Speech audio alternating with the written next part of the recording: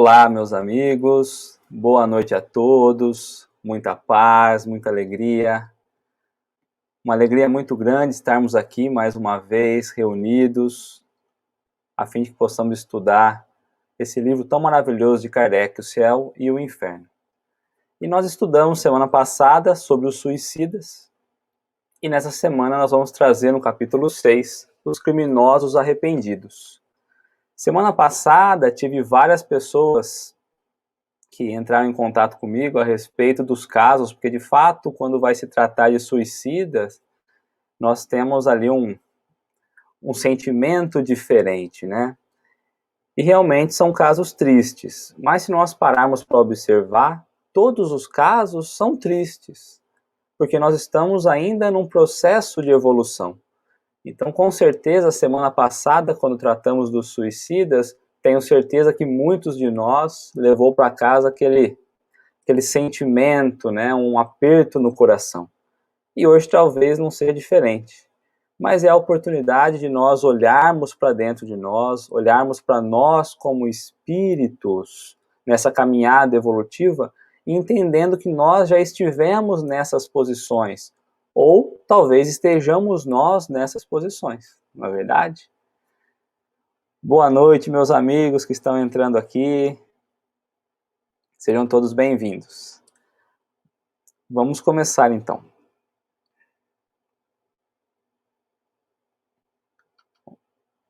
Bom, o primeiro caso que Kardec nos traz então é de Verger, né, um assassino do arcebispo de Paris. Então Kardec vai colocar na descrição inicial: um arcebispo de Paris, ao sair da igreja, foi golpeado mortalmente por um jovem. O culpado foi condenado à morte e executado. Até o último momento, não manifestou pesar, nem arrependimento, nem sensibilidade. Evocado no próprio dia de sua execução, deu a seguinte resposta. E aqui vale uma ressalva. Eu também conversava essa semana a respeito de comunicações espirituais, né? E Kardec coloca aqui que evocou esse espírito no mesmo dia da sua morte, no mesmo dia da sua execução. E por vezes a gente fica pensando, né? Quanto tempo o espírito demora para poder dar essa comunicação? Nós já sabemos, já estudamos no início desse livro, nos capítulos iniciais, quais são as nossas crenças e como acontece o desligamento do espírito e do corpo. Então, por vezes, o espírito perde o laço com o corpo, embora ainda esteja ligado, mas é interessante para estudo, não para trazermos, aguçar nossas curiosidades, mas para estudo, que olhemos para isso e entendamos que a evocação de Kardec, por vezes, acontece no dia, um dia depois, 2 dias depois. Não quer dizer que o espírito precisa estar numa condição feliz, tranquila, para que ele possa ser evocado. Mas a questão aqui é, qual objetivo nos leva a evocar esse espírito? É para trazer, aguçar nossa curiosidade, ou é para estudo, para aprofundar, para refletir? Porque dentro das comunicações mediúnicas, quando nós vamos olhar o trabalho mediúnico em si, o trabalho mediúnico de assistência aos desencarnados, imaginamos que a via de auxílio é apenas daqui para lá, quando na verdade é num caminho mútuo. É de ambos, é de nós para eles e de eles para nós, não é? Mas voltando nesse caso, então, logo após que esse espírito foi executado, né, sem arrependimento, Kardec vai evocar esse espírito, vai chamar esse espírito. E ele vai dizer, estou ainda retido no meu corpo. E Kardec pergunta, lembrando aqui que a questão, as palavras em branco colocadas aqui, vai trazer os questionamentos do grupo espiritual que Kardec comandava ali, que estava buscando informações sobre o mundo espiritual. E o que está em amarelo são os espíritos desencarnados respondendo. Poderíamos dizer que as letras brancas são os espíritos encarnados e as letras amarelas são os espíritos desencarnados, não é? Estou ainda retido no meu corpo. Vossa alma não está inteiramente desprendida de vosso corpo? Não, tenho medo, não sei. Aguardai que eu me reconheça. Não morri, não é? Então ele não traz a certeza da morte ainda aqui, certo? E Kardec coloca, arrependei-vos do que fizeste, e ele vai dizer, cometi um erro matando, mas fui impelido a isso pelo meu caráter, que não podia aguentar as humilhações. E esse espírito queria ir embora, e Kardec coloca, mas por que queres ir embora? Eu tenho medo. Se o visse, teria medo que ele me fizesse o mesmo. Ele tinha medo aqui que se o espírito que ele matou o visse, também poderia o matar. Mas não tende nada a temer, visto que a vossa alma está separada do vosso corpo. Que quereis? Vós sois sempre senhor das vossas impressões? Não sei onde estou. Então ele coloca aqui como se o questionamento feito a ele, sempre você acha que tem razão, você é sempre senhor das impressões que você tem, porque ele não tinha noção que ele estava desencarnado, não é? E é colocado para ele, se orasseis, isso poderia vos ajudar a concentrar vossas ideias? Temo, não ouso rezar. E aí, após uma insistência, ele vai falar, orai, a misericórdia de Deus é grande. Nós vamos orar convosco. E quantas vezes se faz necessário orarmos por aqueles que necessitam. Mesmo quando falamos em questão mediúnica de desencarnados, a prece é a maior ferramenta que nós temos.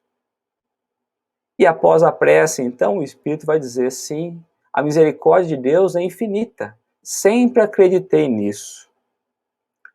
Agora dai-vos melhor conta de vossa posição? É tão extraordinário que ainda não consigo me dar conta. Vedes a vossa vítima?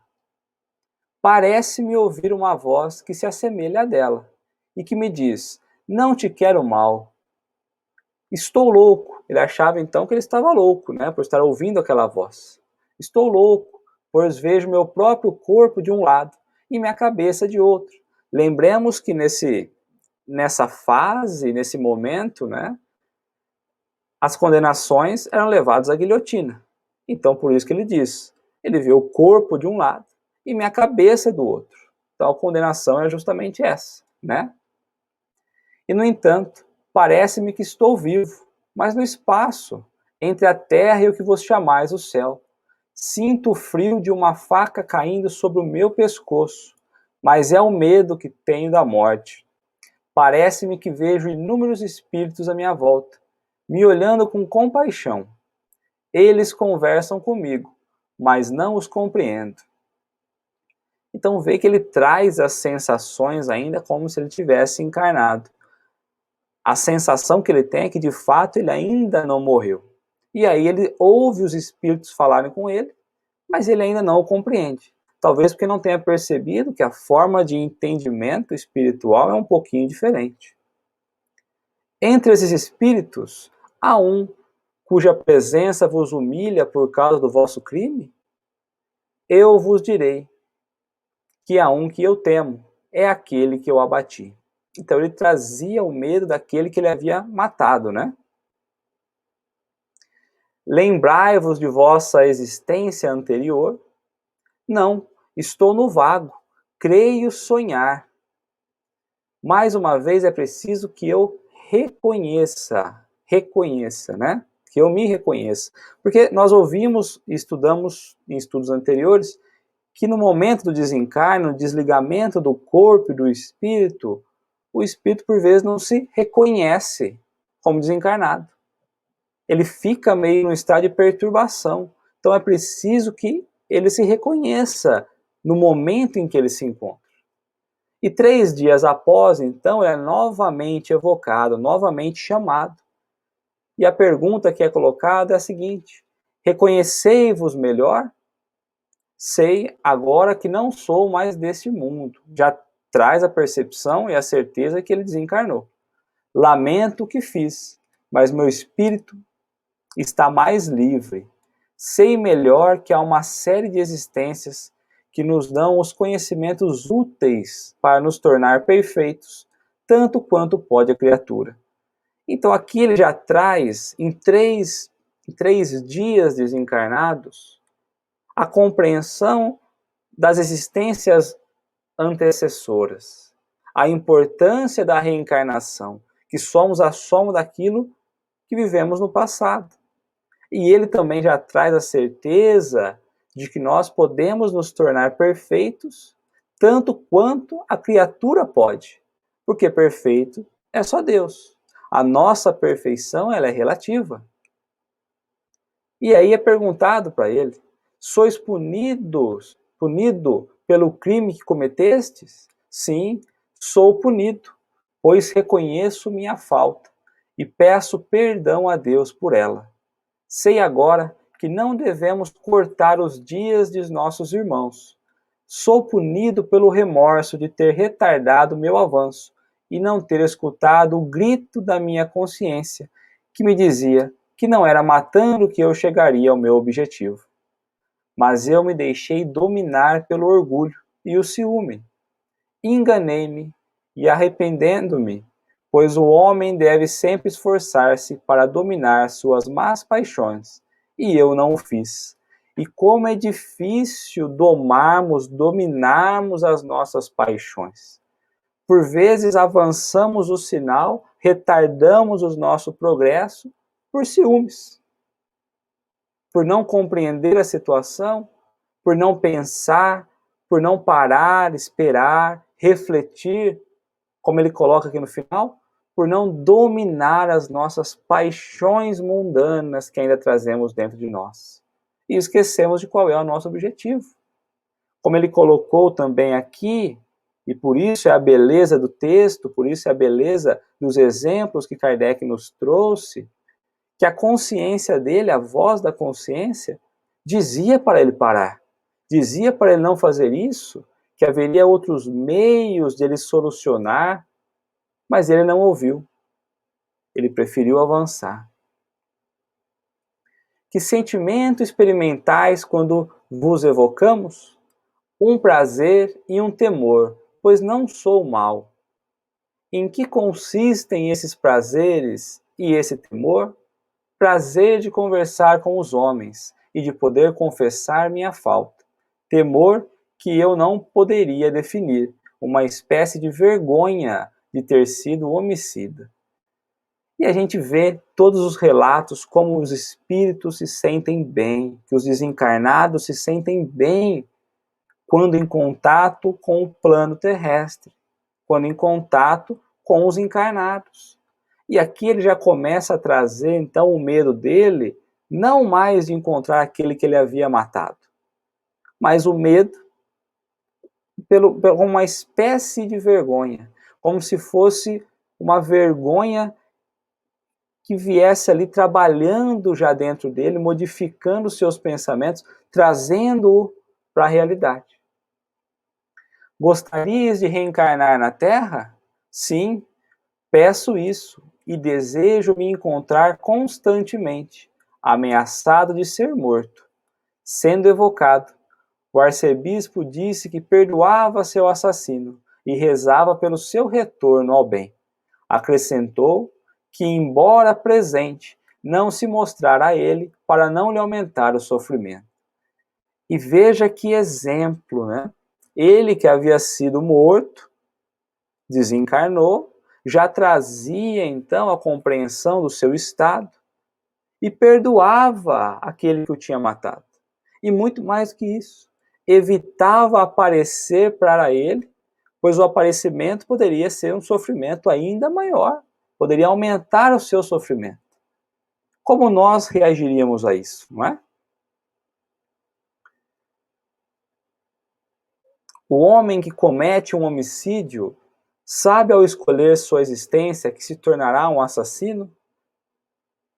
Aqui Kardec pergunta a São Luís, na verdade, né? Esquecemos de colocar ali, mas essa pergunta é a São Luís. Não, ele sabe que escolhendo uma vida de luta, há probabilidade de matar um de seus semelhantes. Sempre houve a luta, então há uma possibilidade, nós sabemos.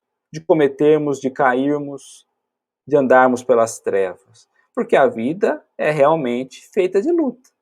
As escolhas são nossas, não é? E aí, a observação colocada. A situação no momento de sua morte é a de quase todos os que perecem por morte violenta. Ficam aturdidos e não sabem se estão mortos ou vivos. A visão do arcebispo lhe é poupada, porque não era necessário para excitar o remorso, ao passo que outros são constantemente perseguidos pelas suas vítimas. Então, nós sabemos que cada caso é um caso. Aqui o arcebispo não se mostra vingativo, não se mostra perseguidor dele. Então não foi preciso isso para estimular o remorso, ele já trazia o remorso de forma natural. Mal deixou a terra e o arrependimento penetra sua alma, repudia seu passado e pede para repará-lo. Não é o excesso dos sofrimentos que o impele, visto que ainda não teve tempo de sofrer. É, portanto, o grito de sua consciência que ele não escutou durante a vida e que ouve agora. Esse efeito está longe de ser geral. Sem isso, não haveria maus espíritos. O arrependimento é frequentemente tardio. Assim, a pena é prolongada em decorrência disso. E curioso, né? Tudo aquilo que nós não fazemos enquanto estamos encarnados, enquanto estamos na máquina carnal, precisaremos voltar e refazer. A consciência já dizia que não. E quando nós olhamos para o nosso dia a dia, quantas coisas o nosso íntimo, a nossa consciência já diz, não faça, esse é o caminho errado. E mesmo assim nós ignoramos essa voz e seguimos. E agora estamos nós, assim como ele, implorando para voltar, a fim de corrigir aquilo que deixamos para trás. Mas esse ciclo se repete a todo momento. A obstinação do mal durante a vida é por vezes uma consequência do orgulho, que recusa dobrar-se e confessar seus erros. Depois, o homem está sob a influência da matéria, que lança um véu sobre suas percepções espirituais e o fascina. Caído esse véu, uma luz súbita o ilumina. E aí, quando vamos buscar lá no Livro dos Espíritos, na questão 861, Kardec vai fazer essa pergunta aos espíritos da codificação. Ao escolher a sua existência, o espírito que comete um assassínio sabia que viria a ser assassino? Aqui, completando a resposta, né, que São Luís colocou ali para nós. Não, escolhendo uma vida de lutas, sabe que terá ensejo de matar, mas não sabe se o fará. Aquele que delibera uma coisa é sempre livre de fazê-la ou não. Então nós somos sempre livres para escolher qual caminho queremos seguir. Qual caminho, quais as ações que nós queremos startar em nossa vida e quais nós devemos parar, estagnar. Então o progresso, o avanço está nas nossas mãos, depende de nós.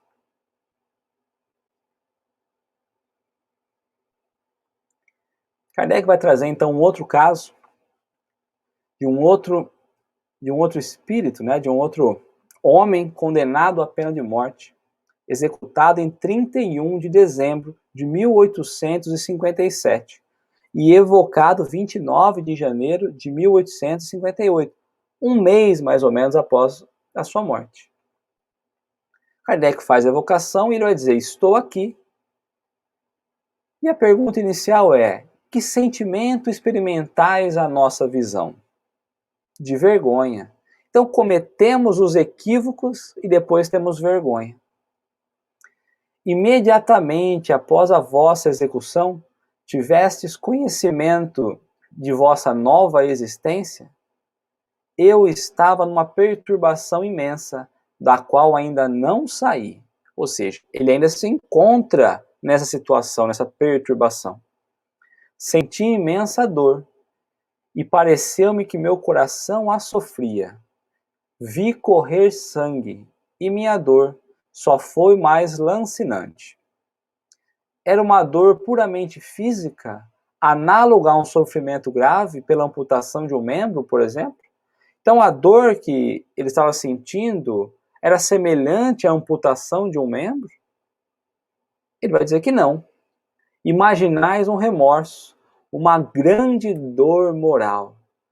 E por vezes nós teimamos a imaginar que a dor física é muito maior do que a dor moral. Mas nós sabemos que não é. Quando começastes a sentir essa dor? Assim que fiquei livre. A dor física causada pelo suplício era sentido pelo corpo ou pelo espírito, né? A dor moral estava no meu espírito. O meu corpo sentia a dor física, mas o espírito separado ainda se ressentia dela. É verdade que o corpo vive ainda alguns instantes depois da decapitação e que o supliciado tem consciência de suas ideias?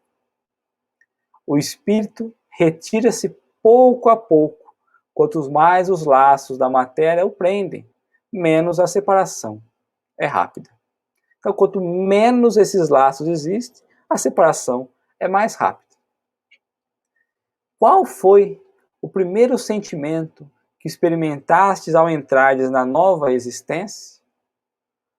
Um intolerável sofrimento, uma espécie de remorso cuja causa eu ignorava. Encontrais as vossas vítimas? Eu as vejo, elas são felizes. E aí veja que ele cometeu algo, ele está numa situação não boa, mas as vítimas estão numa condição feliz. É a justiça divina, né? Seu olhar me persegue. Eu sinto mergulhar até o fundo do meu ser. Em vão quero fugir deles. Que sentimento experimentais ao vê-las? Vergonha e remorso. Que sentimento elas experimentam à vossa visão? Compaixão. Então veja, né, que a vítima por vezes demonstra compaixão e nós passamos a ter vergonha e remorso. A inclinação para o mal estava na vossa natureza ou fostes arrastado pelo meio em que viveste? A inclinação ao crime estava na minha natureza, pois não era senão um espírito inferior. Eu quis me elevar rapidamente, mas pedi acima de minhas forças. Acreditei ser forte, escolhi uma prova rude, cedi às tentações do mal. Então aqui ele pediu uma prova rude, mas lembremos que nós só recebemos aquilo que nós podemos fazer, aquilo que nós podemos realizar. Então, embora a prova seja rude, era uma prova em que ele poderia ter passado, ele poderia ter conseguido completar. Se tivesseis recebido bons princípios de educação, poderíeis ter sido desviado da vida criminosa? Sim, mas eu escolhi a posição em que nasci. Poderíeis ter sido um homem de bem? Um homem fraco, incapaz do bem. Podia corrigir o mal de minha natureza, mas não podia fazer o bem. Então era a encarnação que ele precisava para corrigir o mal que ainda estava na natureza dele. Ele não conseguiria ser um homem forte, capaz de realizar coisas boas, obras no bem, grandiosas, mas já corrigiria o mal na natureza íntima dele. Durante a vida, acreditáveis em Deus? Não. Porém disse que no momento de morrer, vós vos arrependestes. É verdade? Acreditei num Deus vingador. Tive medo da sua justiça. E o que pensais de Deus agora? Eu sinto-o e não o compreendo. E é o que nós temos. Sentimos Deus em volta de nós, mas não trazemos ainda a compreensão, não é? Achai justo o castigo que foi infligido na terra? Sim. Esperais obter o perdão de vosso crime? Não sei. Como esperais fazê-lo esquecer? Como poderá esquecer, não é, desses crimes? E aqui é interessante que, mais uma vez, a percepção das reencarnações, né? Por novas provas. mas parece-me que a eternidade está entre mim e elas. Já que estáis aqui, se vos pudéssemos ver, em que forma corporal nos apareceríeis? Lembrando aqui que o espírito desencarnado traz a forma em que ele acredita estar. Então Kardec pergunta, se nós pudéssemos te ver, como nós viríamos? Qual forma corporal se apresentaria para nós? Ele vai dizer que na própria forma corporal dele, mas a cabeça separada do tronco. Poderíeis dizer-nos como evadistes da prisão? Não sei. Meu sofrimento é tão grande que só tenho a recordação do crime. Deixai-me. Então o espírito, depois do desencarne, ele fica vivendo aquele momento. A recordação do crime é constante. E aqui ele tenta sair da conversa. Deixai-me, né? E vai dizer, poderíamos trazer algum alívio aos vossos sofrimentos? Fazei votos para que a expiação chegue. Então, ele não via a hora de poder reencarnar, de expiar novamente, passar por novas provas a fim de conseguir, de fato, passar essa etapa, né? Progredir como espírito. Nesse terceiro caso, Kardec vai trazer um espírito, então, que se apresenta de forma espontânea. Diz ter morrido em 1704 e suportado horríveis sofrimentos. 1704, hein? O que éreis durante a vida? Um monge sem fé. A falta de crença é vossa única falta? Basta para acarretar as outras. Então, quando nós não temos fé, só o fato de não termos, de não trazermos a fé, de não estimularmos a fé, já acarreta em outras faltas. Porque nós não vamos trazer o entendimento verdadeiro das coisas do alto. Podeis dar-nos detalhes sobre a vossa vida? Sem fortuna e preguiçoso, ordenei-me, não por vocação, mas para ter uma posição. Inteligente, consegui obter um lugar. Influente, abusei do poder. Vicioso, arrastei aqueles que tinha por missão salvar. Persegui aqueles que pareciam condenar meus excessos. Desde então, expio e sofro as torturas do inferno. A luxúria e a fome insaciada me perseguem. A sede irrita meus lábios ardentes, sem jamais deixar cair aí uma gota refrescante. Orai por mim. Ele não traz a fé, mas traz a compreensão do orar. Orai por mim, não é? Nunca vos arrependestes? Há muito tempo, mas ele só veio depois do sofrimento. Como fui surdo aos gritos de vítimas inocentes, o Senhor é surdo aos meus gritos de justiça. Não estais suficientemente separado das ideias terrestres para compreender que as torturas que suportais são todas morais? Eu as suporto, sinto-as, vejo meus carrascos, eles têm todas as aparências conhecidas, têm todos os nomes que ressoam no meu cérebro. Nunca implorastes a assistência dos bons espíritos para vos ajudar a sair dessa posição? Não vejo senão os demônios do inferno. E aqui, mais uma vez, o desenho criado, imaginado dos demônios e da figura do inferno, não é? Por que viestes nos inscrever aqui? Não sei como, mas quis falar. Como gostaria de gritar para me aliviar. Então os espíritos se sentem felizes, aliviados quando vêm se comunicar conosco, com os espíritos encarnados. Vossos demônios não vos impedem de escrever? Não, mas estão à minha frente. Ouvem-me. É por isso que não gostaria de acabar, não gostaria de parar de escrever. É a primeira vez que escreveis assim? Ele vai dizer que sim, que é a primeira vez. Sabíeis que os espíritos podiam se aproximar assim dos homens? Ele vai dizer que não. O que sentistes para vir perto de mim? Um amortecimento dos meus terrores.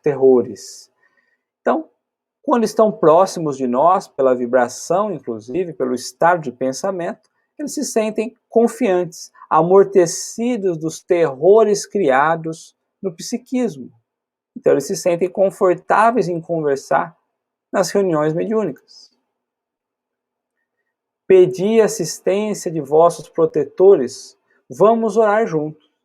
Pede assistência de vossos protetores, vamos orar juntos. E aí ele pergunta, queres deixar-me? Fica comigo, eles vão retornar-me. Peço-te, fica. Não posso ficar mais tempo, voltarei todos os dias. Oremos juntos, e os bons espíritos vos ajudarão. Sim, eu quero a minha graça. Pedi por mim, pois eu não posso. E aí o guia do médium, então, toma a comunicação e vai dizer, coragem, ser-lhe-á concedido o que tu pedes. Saber pedir, não é verdade? Mas a expiação está longe de terminar. As atrocidades que cometeu são sem nome e sem número. Deus os vê no caminho do arrependimento e fez-lhe a graça de poder se comunicar, a fim de que seja encorajado e apoiado. O arrependimento será seguido pelo desejo de reparação, desejo verdadeiro de reparação, né? E ele pedirá uma nova existência na Terra para praticar o bem. Colocamos esse espírito entre os criminosos, embora ele não tenha sido atingido pela justiça humana, embora ele tenha cometido todas essas faltas, ele não foi julgado, não foi atingido pela justiça humana. Mas há uma diferença, há um abismo enorme entre a justiça humana e a justiça de Deus. E aí, continuando, porque o crime consiste nos atos e não nos castigos infligidos pelos homens. Então é uma diferença muito grande. Por vezes nós achamos que passamos ilesos. Ah, mas a justiça não tá fazendo a sua parte. Mas a justiça terrestre ou a justiça de Deus? Por vezes nos falta calma para entender que se não estão recebendo o que deveriam é porque será guardado pela justiça divina. Numa casinha havia barulhos estranhos que faziam considerar como assombrados. O proprietário que quis aí morar morreu nela subitamente, alguns anos depois. Seu filho quis vir morar em seguida e recebeu uma vigorosa bofetada. Como estava sozinho, não pôde duvidar de que viesse de uma fonte oculta e, por isso, decidiu deixá-la definitivamente. Tendo o espírito que dera a bofetada sido evocado, manifestou-se por sinais de violência. Todos os esforços para acalmá-lo foi impotente. Então, um senhor foi morar na casa e logo na sequência desencarnou, subitamente desencarnou. Depois o filho foi morar na casa e sentiu receber uma bofetada espiritual. Imagina o efeito físico, né? E ele teve toda a certeza de que havia alguma coisa oculta, uma fonte oculta ali, pois ele estava sozinho e resolveu mudar dali. Pouco tempo depois, então, o espírito da bofetada foi evocado. De uma forma muito violenta ele se apresentou, tentaram acalmá-lo, mas foi meio sem resultado. E São Luís foi interrogado a respeito desse caso, então. Então Kardec vem e questiona, pergunta a São Luís. E São Luís vai dizer, o vermelho aqui é São Luís, tá? É um espírito da pior espécie, um verdadeiro monstro. Nós o fizemos vir, mas não pudemos coagi-lo a escrever. Apesar de tudo, o que lhe foi dito, ele tem o seu livre-arbítrio. Esse espírito é capaz de aperfeiçoamento? E por que não? Não o são todos? Orai primeiro, e evocai-o daqui a um mês, e podereis julgar a mudança nele. E por vezes olhamos nós um espírito, ou por vezes olhamos nós um irmão nosso, e falamos, esse não tem jeito. E Kardec coloca essa pergunta para saciar, inclusive, as nossas fraquezas. É capaz de aperfeiçoar esse espírito? E São Luís vai colocar, e por que não? Todos nós não somos? Todos nós somos, cada um no seu momento. Chame, evoque esse espírito daqui a um mês. Veja o progresso, veja a mudança. Que possamos olhar para o nosso irmão daqui a um mês e ver o que ele progrediu, mesmo que tenha sido só um pouquinho. O espírito evocado mais tarde mostra-se mais tratável e arrependido. Das explicações que ele deu, resulta que no passado ele morava naquela casa onde assassinara o irmão por ciúme, golpeando-o na garganta enquanto dormia, e alguns anos depois, aquela que fizera sua mulher. Morreu com 80 anos, sem ter sido perseguido por esses homicídios. Desde sua morte, não cessara de fazer o mal e provocara vários dos acidentes ocorridos naquela casa. Então ele vem, primeiro mata o irmão por ciúme e depois mata a mulher. Mas a justiça terrena não fez a sua parte. Mas mais uma vez, a justiça divina se mostra presente. Pergunta a São Luís: tende a bondade de nos descrever o gênero de suplício desse espírito? Por que ele ainda está lá, Qual é o gênero do suplício que ele está vivendo? E São Luís vai dizer, foi condenado a permanecer-se na casa onde o crime foi cometido, sem poder dirigir seu pensamento para outra coisa que não esse crime. Sempre diante de seus olhos, e ele se crê condenado a essa tortura por toda a eternidade. Ele se vê constantemente no momento em que cometeu o seu crime. Não pode na terra ficar senão nessa casa, e se estiver no espaço, fica nas trevas e na solidão. Então esse seria o castigo, entre aspas, Esse seria o movimento realizado a fim de que ele pudesse compreender o que ele havia cometido, qual era a pena que ele havia cometido. Então ele vivia constantemente naquela casa. Seus pensamentos só levavam ao momento do crime. E quando ele saía da casa, ele vivia nas trevas e na solidão espiritual. Havia um meio de desalojá-lo? Isso é fácil, orando por eles. Então, como a gente faria para tirar ele da casa? São Luís vai dizer, é fácil, basta orar por eles. Aqui, essa primeira parte desse slide é incrível, Porque dando às pessoas interessadas a ideia de orar por ele e orando nós mesmos, seria possível desalojá-lo? Então, se nós fizéssemos a prece e se nós dessemos, pedíssemos às pessoas interessadas para orar por ele seria desalojado? E aí São Luís traz, sim, mas notai que eu disse orar e não mandar rezar. Não é uma reza repetida, não são movimentos mecânicos. É fazer uma prece, é orar com o coração, para poder compartilhar o sentimento. Porque quando nós fazemos a prece, quando nós oramos verdadeiramente, nós criamos através ali da força da prece uma energia que se desloca àquele que está precisando. E ele vai colocar, faz 2 séculos, 200 anos que o espírito está nessa condição. Faz 2 séculos que ele está nessa situação. Ele aprecia esse tempo como se estivesse vivo. Ou seja, o tempo ele parece tão longo ou menos longo do que se estivesse vivo? Faz 200 anos. Ele tem essa compreensão desse tempo? E a resposta é que parece-lhe mais longo. O sono não existe para ele. Então imagina, ele não tem o descanso, o momento do sono, o espírito não dorme. Vive constante naquela situação, então é mais longo o tempo percebido, não é?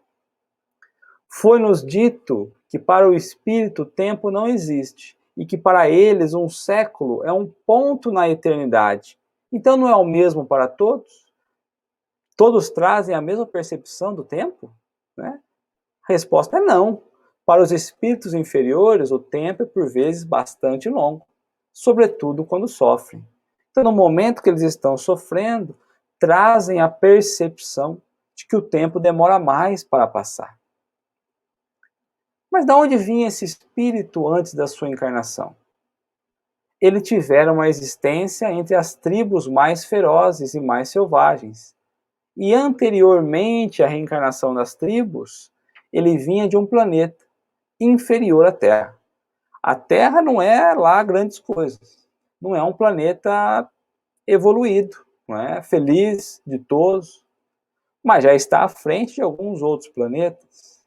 Esse espírito, por exemplo, vinha de outro planeta para a Terra, num planeta onde o planeta em si era menos evoluído, inferior à Terra. Né?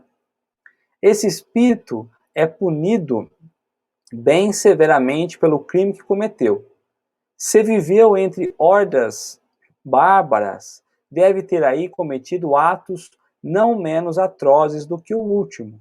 Foi punido da mesma maneira?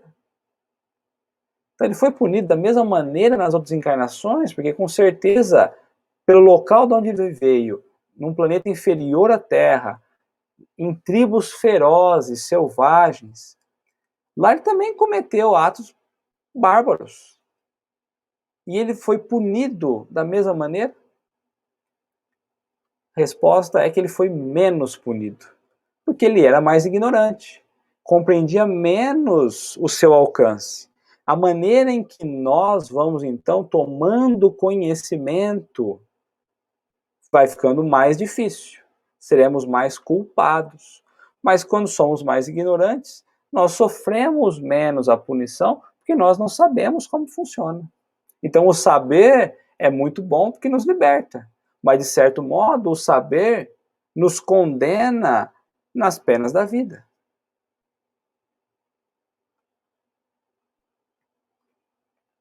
Esse espírito, apesar de sua inferioridade, sente os bons espíritos da prece, os bons efeitos da prece. A prece não tem efeito a não ser em favor do espírito que se arrepende. A ineficácia da prece é para eles um castigo. Alivia apenas aqueles que não estão endurecidos. E a observação aqui vai nos trazer essa explicação. Não é? Ocorre o mesmo com certos doentes sobre os quais os remédios agem a longo prazo. O efeito não é apreciável no momento. Sobre outros, ao contrário, eles operam prontamente. Seria então um erro desanimar-se, porque não se tem sucesso imediatamente. Então, por vezes, nós não obtivemos o sucesso e já queremos desanimar. Mas cada um sente de uma forma. A prece chega para cada um no momento preciso, traz o efeito preciso. Aqueles que ainda se encontram endurecidos, aqueles que ainda não despertaram o sentimento, a compaixão, não sentem a eficácia da prece. Mas haverá um momento em que eles receberão. Romperá essa barreira, eles se sentirão envolvidos dessa energia. Assim como o medicamento que não age instantaneamente para todos. Cada um tem o seu tempo biológico. E assim é com o espírito. O sucesso da medicação não vem imediatamente. Se esse espírito se reencarnasse em categorias de indivíduos, se esse espírito se reencarnasse, em que categoria de indivíduos se encontraria? Isso dependerá dele e dos arrependimentos que sentir.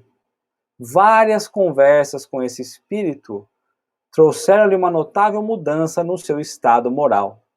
Eis algumas das suas respostas. Então, ao passar do tempo, ele foi melhorando, ele foi trazendo uma mudança notável na questão moral. Então, não tem como julgarmos a encarnação. Nós não sabemos, não é?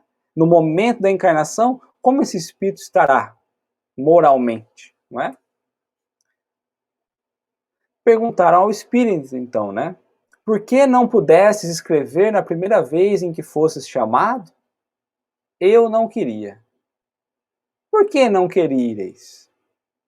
Ignorância e embrutecimento. Agora podeis deixar a casa quando quiserdes? Pode sair lá da casa, daquele estado que ele estava repetido? É-me permitido, porque tiro proveito dos vossos bons conselhos. Então, naquele momento, ele tirava proveito dos bons conselhos recebidos. Sentis alívio por isso?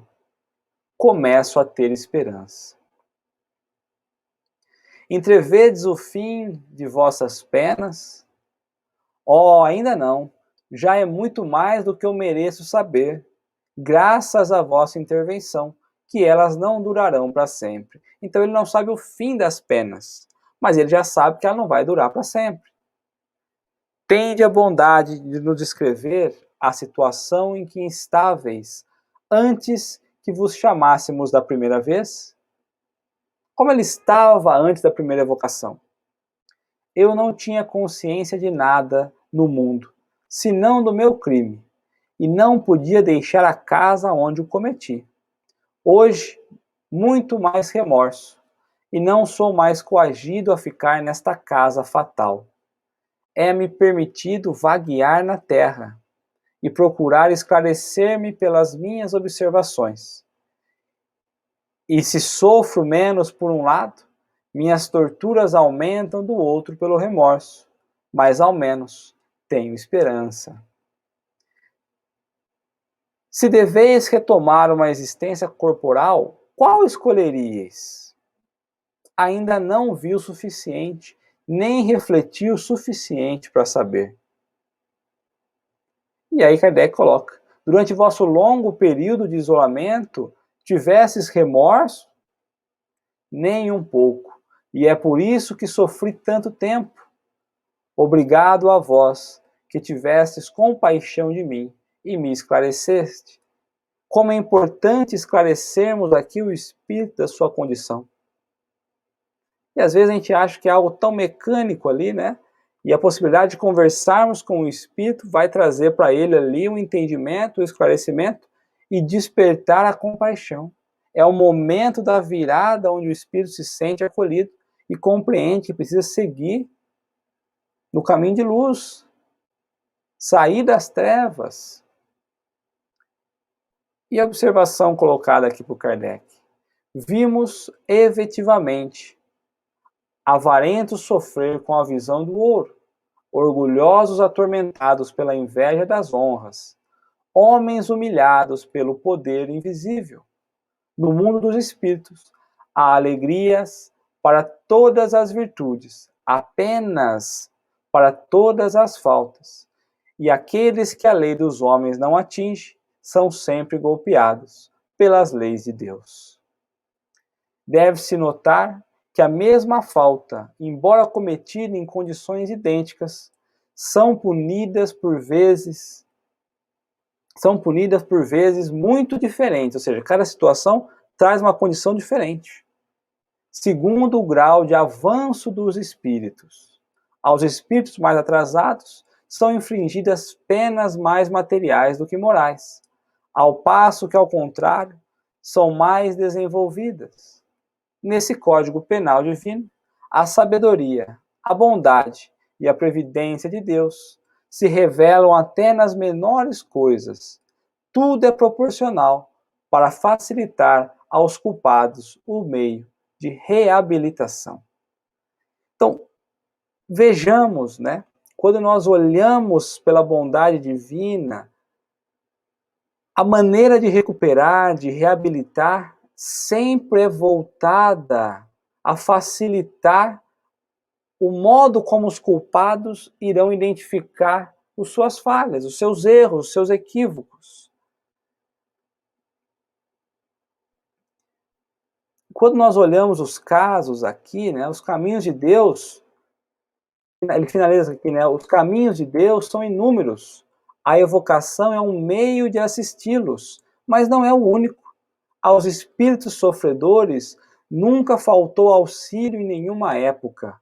E se as evocações lhes abrem um novo caminho de salvação, os encarnados ganham talvez aí mais, pois elas são para eles novas ocasiões de fazer o bem, instruindo-se e, ao mesmo tempo, aprendendo sobre o verdadeiro estado da vida futura. Então, se as comunicações entre os dois mundos se apresentam como oportunidade de esclarecimento para o espírito desencarnado, assim também o é. É um novo caminho que se abre para nós encarnados. É o momento de analisarmos e refletirmos nas comunicações, nos exemplos, e trazermos para a nossa vida. Compreender verdadeiramente o estado da vida futura.